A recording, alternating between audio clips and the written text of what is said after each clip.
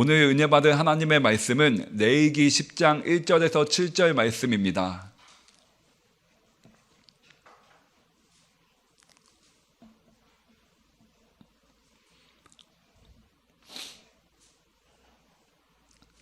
오늘 은혜 받을 말씀 레위기 10장 1절에서 7절 말씀입니다. 우리 레위기 10장 1절에서 7절 말씀을 한 절씩 교독하도록 하겠습니다. 아론의 아들 나답과 아비후가 각기 향로를 가져다가 야훼께서 명령하시지 아니하신 다른 불을 담아 야훼 앞에 분향하였더니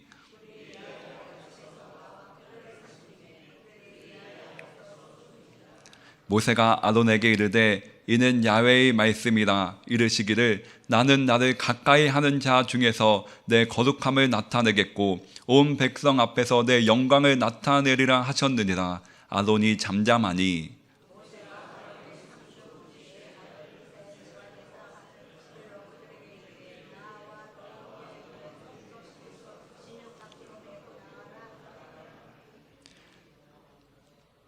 그들이 나와 모세가 말한 대로 그들을 옷 입은 채 진영 밖으로 메어내니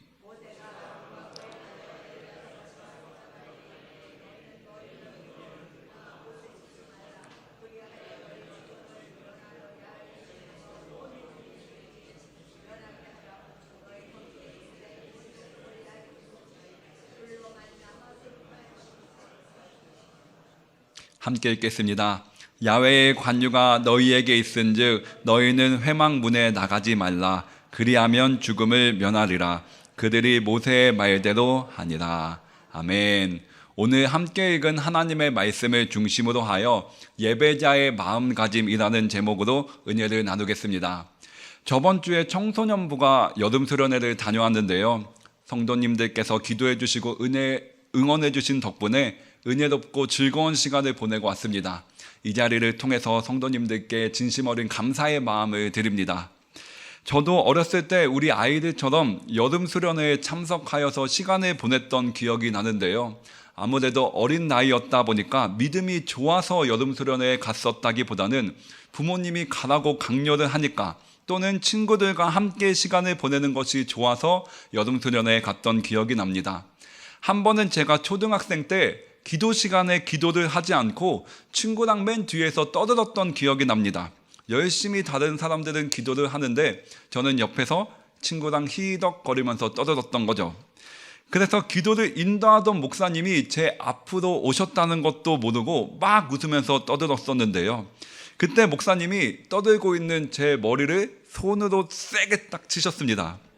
요즘에는 사회적으로 체벌이 금지된 상황이기 때문에 그러면 큰일 나지만 당시까지만 해도 그런 행동이 용인되던 시절이었습니다. 눈물이 필 정도로 아찔할 정도로 아팠지만 제 기억에는 당시 제가 이걸 엄마가 알면 안 되는데 하는 마음뿐이었던 것 같습니다. 엄마가 알면 예배 시간에 떠들었다고 엄마한테 또 혼날 것 같았기 때문입니다. 그런데 저를 데리러 온 엄마에게 목사님께서 말씀을 하시는 바람에 집으로 돌아가는 길에 또 혼났던 기억이 지금도 납니다. 그런 경험을 통해서 예배 똑바로 잘 드려야지, 그런 예배 드릴 때의 태도와 마음가짐에 대해서 어렸을 때부터 교육을 받았던 기억이 납니다. 예배 드릴 때의 태도에 대해서 또 한 가지 기억이 나는 게 있더라고요. 제가 지금으로부터 약 10년 전에 여러 교회들을 돌아다니면서 주일 예배를 드렸던 기억이 있습니다. 저는 어릴 적부터 쭉 순복음 교단에만 있었기 때문에 제가 대학원에 입학하기 전에 순복음이 아닌 다른 교단에서 드리는 예배의 형식과 분위기를 한번 경험해 봐야겠다, 그런 마음으로 여러 다른 교단 교회들을 돌아다니면서 주일 예배를 드렸던 기억이 납니다.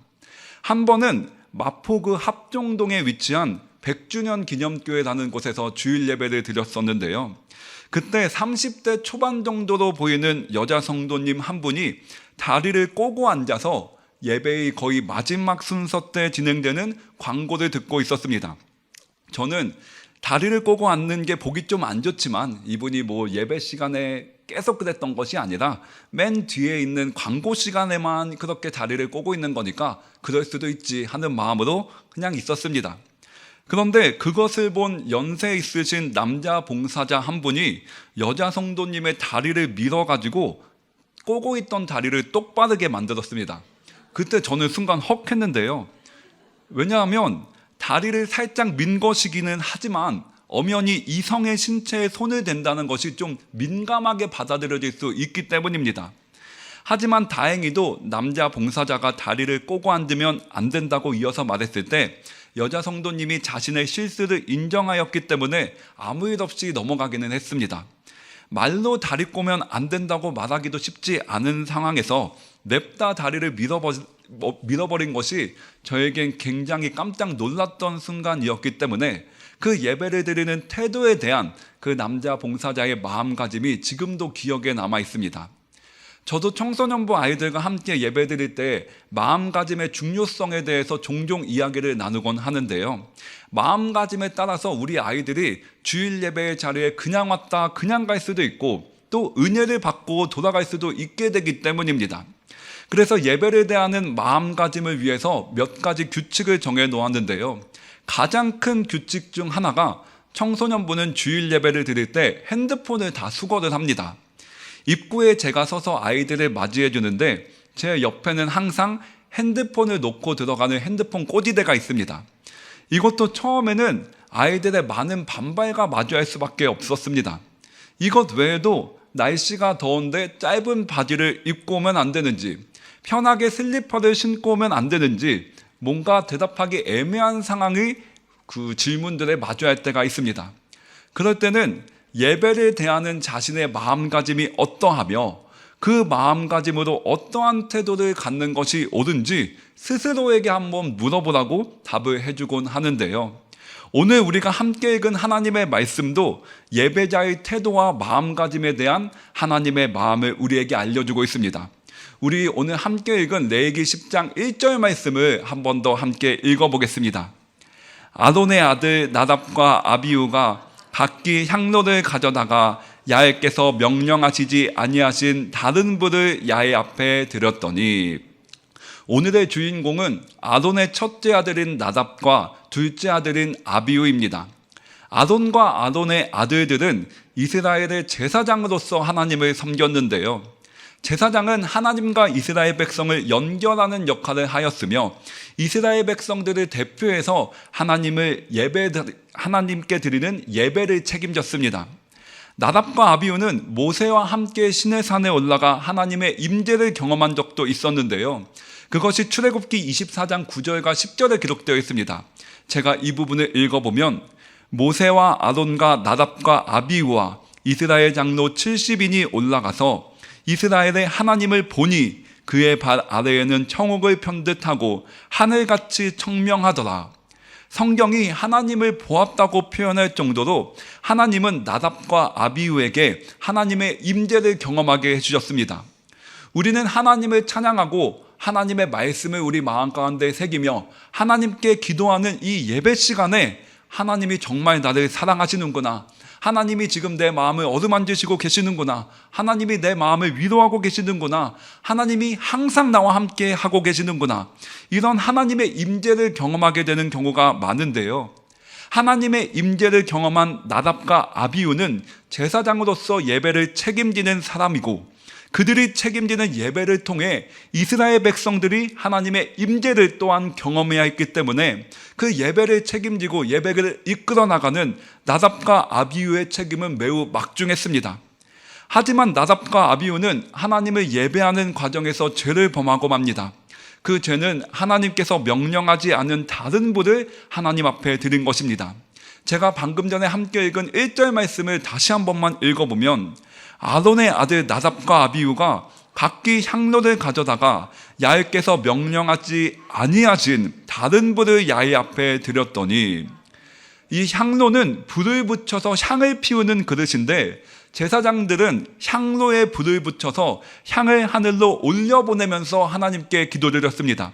그래서 향은 이스라엘 백성들의 기도가 하나님께 올라가는 것을 상징했기 때문에 향로는 하나님과의 교제를 상징하는 아주 중요한 기구였습니다. 나답과 아비후는 이 향로에 불을 붙일 때 아무 불을 사용해도 되는 것이 아니라 하나님께서 하늘로부터 번제단에 직접 내려주신 불을 사용해야 했는데요. 레위기 9장 24절 말씀을 제가 읽어보면 하나님께서 직접 번제단에 불을 내려주신 장면이 등장합니다. 불이 야훼 앞에서 나와 제단 위에 번제물과 기름을 사른지라 온 백성이 이를 보고 소리 지르며 엎드렸더라. 나답과 아비후는 이때 하나님께서 내려주신 불을 사용해서 향로에 불을 붙여야만 했습니다. 하지만 나답과 아비후는 다른 불을 사용합니다. 다른 불이라는 단어에는 허락되지 않은 불이라는 의미도 있는데요. 이는 단순히 불의 종류를 잘못 선택한 문제가 아니라 하나님의 명령에 불순종한 문제라는 것입니다. 이 불순종의 결과가 2절에 등장하는데요. 우리 레위기 10장 2절 말씀 함께 읽어보겠습니다. 불이 야훼 앞에서 나와 그들을 삼키매 그들이 야훼 앞에서 죽은지라. 불이 야훼 앞에서 나왔다는 것은 이 사건이 하나님의 직접적인 심판이었음을 보여줍니다. 그리고 맨 마지막에 그들이 야훼 앞에서 죽은지라. 이 말씀은 나답과 아비후가 향로에 다른 불을 붙이며 하나님 앞에서 올바르지 않게 예배했다가 죽었음을 우리에게 보여줍니다. 왜 나답과 아비후는 하나님의 명령에 순종하지 않고 그들 마음대로 다른 불을 사용하여 하나님을 예배했다가 이처럼 안타까운 심판을 받았을까요?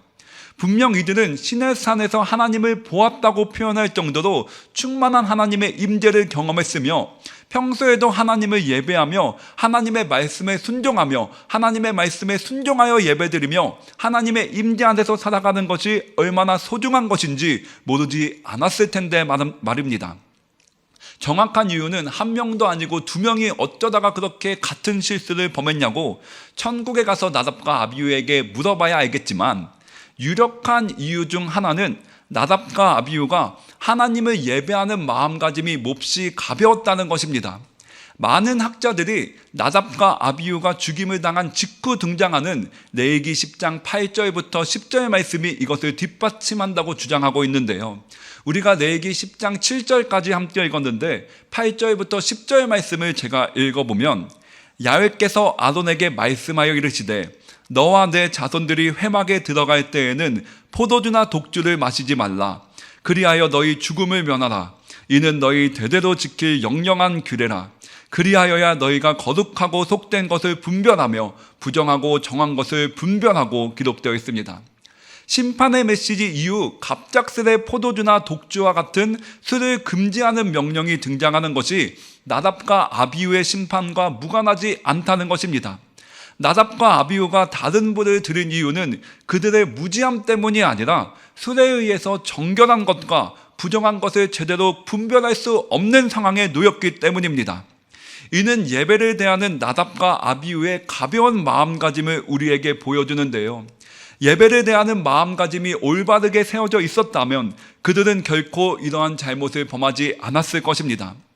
하나님은 나를 너무 사랑하시기 때문에 예수님의 십자가의 보혈을 통해 죄 사함의 은혜와 하나님의 자녀로서 살아갈 수 있는 구원의 은혜를 베풀어 주셨습니다.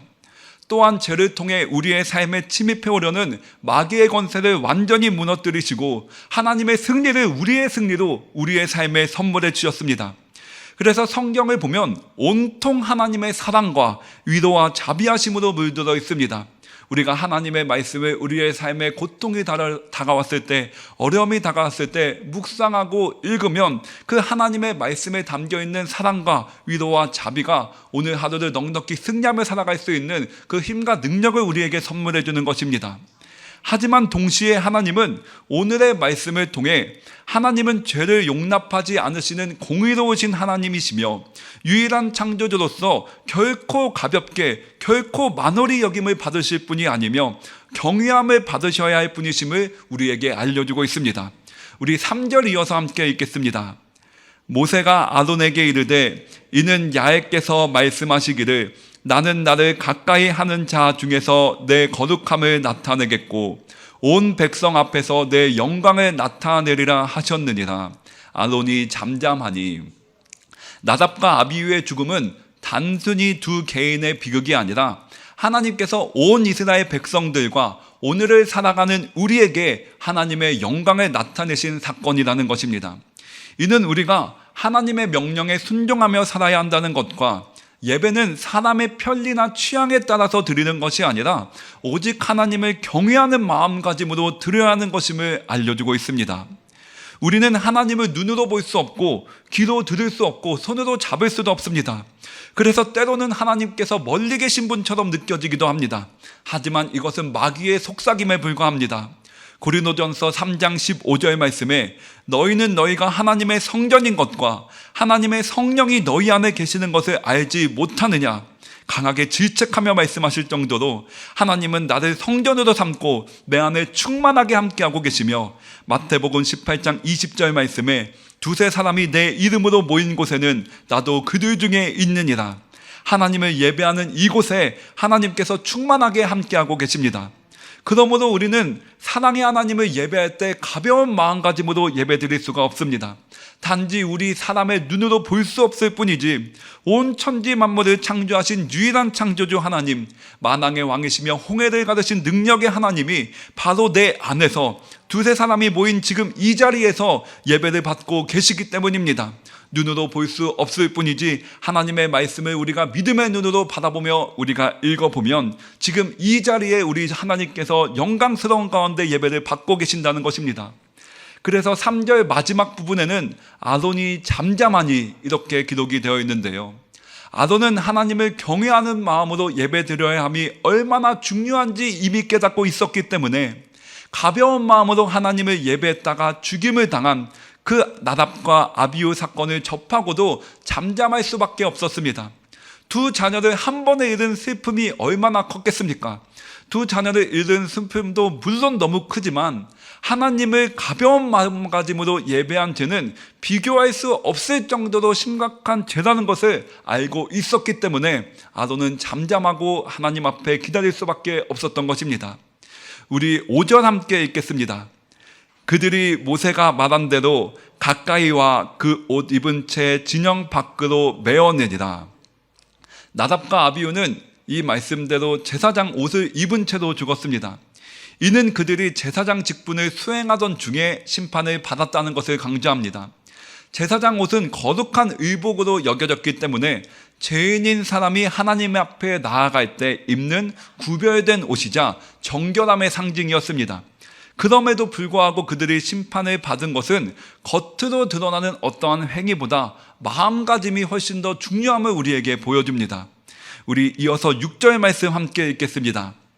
모세가 아론과 그의 아들 엘르아살과 이다말에게 이르되 너희는 머리를 풀거나 옷을 찢지 말라. 그리하면 너희가 죽을까 하노라. 야훼의 진노가 온 회중에게 미칠까 하노라. 오직 너희의 형제 이스라엘 온 족속은 야훼께서 불로 징계하심을 인하여 슬퍼할 것이니라. 머리를 풀거나 옷을 찢는 것은 고대 근동에서 슬픔을 표현하는 대표적인 행동이었습니다. 욥이나 여호수아도 극한의 상황에 처했을 때 이렇게 슬픔을 표현하였습니다. 그러나 6절을 우리가 자세히 읽어보면 아론과 그의 아들 엘르아살과 이다말과 같은 제사장들에게는 이러한 슬픔을 표현하는 것이 금지되었습니다. 너희는 머리를 풀거나 옷을 찢지 말라. 그리하면 너희가 죽을까 하노라. 야훼의 진노가 온 회중에게 미칠까 하노라. 하지만 마지막 부분을 보면 제사장을 제외한 다른 이스라엘 온 족속은 슬픔을 표현해도 괜찮다고 말씀하고 있습니다. 오직 너희의 형제 이스라엘 온 족속은 야훼께서 불로 징계하심을 인하여 슬퍼할 것이니라. 제사장은 슬퍼하면 안 되지만 제사장을 제외한 다른 이스라엘 온 족속은 슬퍼해도 괜찮다고 하나님께서 말씀하고 계신 것입니다. 제사장은 이스라엘 백성들을 대표하여 하나님을 예배하는 거룩한 직분을 가진 자들이었기 때문에 슬픔에 압도되어 맡겨진 사명을 수행하지 못하는 것을 경계하고 있는 것입니다. 또한 슬픔을 표현하는 행동이 하나님의 심판에 대한 불만을 표현하는 것으로 오해되어서 이스라엘 백성들에게 안 좋은 영향을 미칠 수 있기 때문에 하나님께서 금지하신 것입니다. 이를 보면 하나님은 제사장들에게 다른 사람들보다 더 엄격한 기준을 적용하고 있음을 알 수 있는데요. 하지만 그렇다고 해서 제사장들이 항상 엄격한 하나님 앞에서 고통스러운 나날을 보냈던 것은 아닙니다. 오히려 하나님의 충만한 임재 앞에서 더 행복한 나날을 보냈을 것입니다. 나답과 아비후가 모세와 함께 시내산에서 하나님을 보았다고 표현될 정도로 하나님의 임재를 강력하게 경험했던 것처럼 제사장들은 이스라엘을 대표하여 하나님을 예배하는 책임을 맡은 자로서 더 많은 하나님의 임재를 누리며 살아올 수 있었기 때문입니다. 그리고 성경은 이 제사장이 바로 우리 자신이라고 말씀하고 있습니다. 베드로전서 2장 9절 말씀을 제가 앞부분만 읽어보면 그러나 너희는 택하신 족속이요 왕같은 제사장들이요 이렇게 기록되어 있습니다. 과거에는 제사장들을 통해서 간접적으로 하나님께 나아갈 수 있었지만 이제는 예수님을 통해서 우리 모두가 하나님께 직접 나아갈 수 있게 되었기 때문에 우리 모두가 제사장이라고 성경은 말씀하고 있는 것입니다. 우리는 예수님의 십자가의 보혈로 그 공로로 담대하게 하나님께 나아가 하나님께서 주시는 은혜를 누릴 수 있게 되었습니다.